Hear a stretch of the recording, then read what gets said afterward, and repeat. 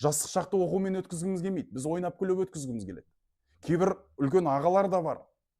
Ойнап күліп жүре берсеш, жассың ғой дейді да.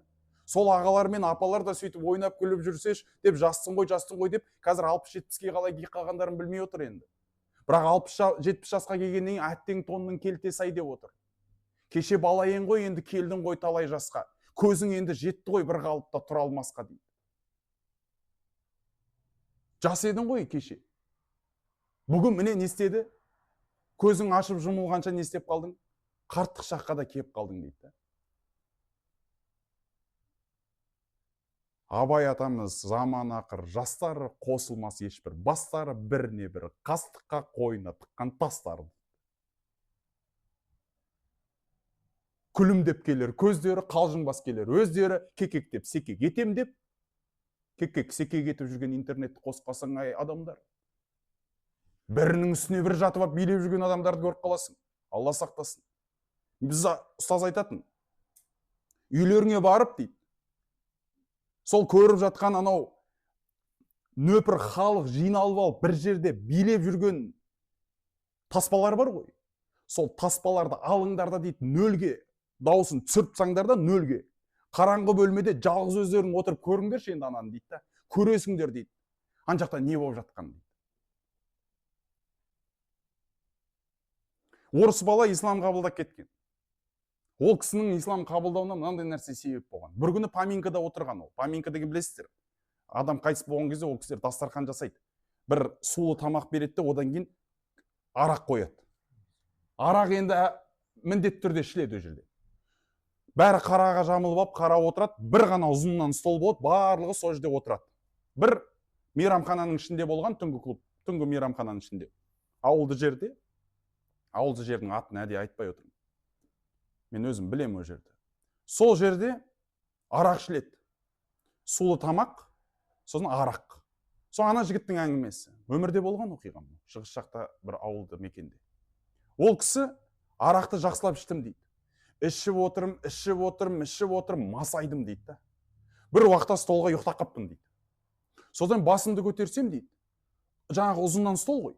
Ұзыннан столдың үстінде құйрығы ұзын, құлағы ұзын, бір құбыжық тәріздес, бір бейне, бір басқа, бір жаратылыс столдың үстінде жүгіріп жүр дейді. Жүгіріп жүргенде жай жүгіріп жүрген жоқ дейді. Адамдардың кеселеріне не істеп кетіп жүр дейді, дәрет сындырып кетіп жүр дейді. Содан ананы көрдім де мен не істедім дейді, таңырқай бастадым дейді.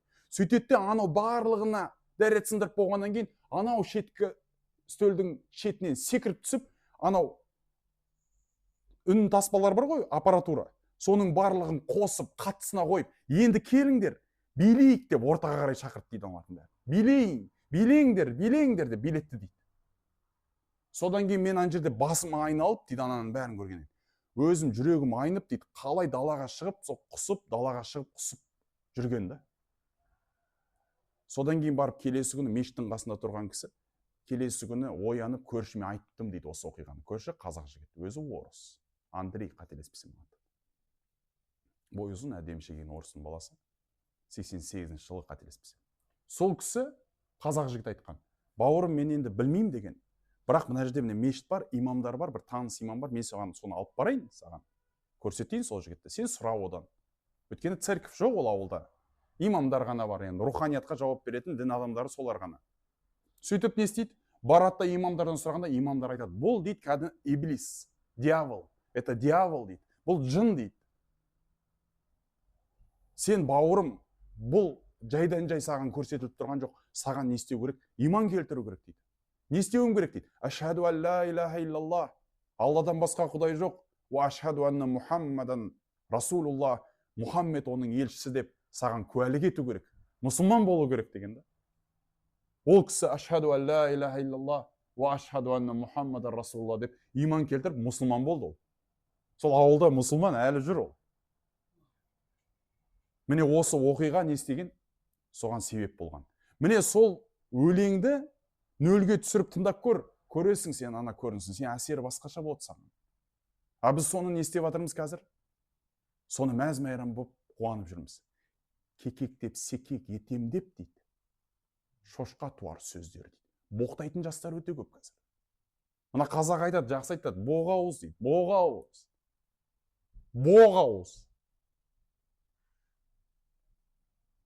Пайғамбар алейхиссалату вассалам айтады, мән юъмину биллахи вал яумил ахир. Кімде-кім Аллаға сендім десе, ақиретке сендім десе, фалияқул хайран ау лиясмут, жақсы сөз сөйлесін, жақсы сөз сөйлей алмай ма, онда тым болмағанда үндемей жүрсін дейді. Үнсіздік сақтап жүр, боқтай берме. Қазір екінің бірі шешеден боқтайды, екінің бірі әкеден боқтайды, екінің бірі орысша әртүрлі боғауыздарды үйреніп алған. Ауызынан кәдімгідей ақ ит кіріп дейді, қазақ айтады. Көк ит шығып жатады. Бұл мұсылманшылыққа жат бұл. Қазақ мұсылман ғой. Қазақшылыққа жат. Қазақ деген текті халық. Ешқашан боқтамаған.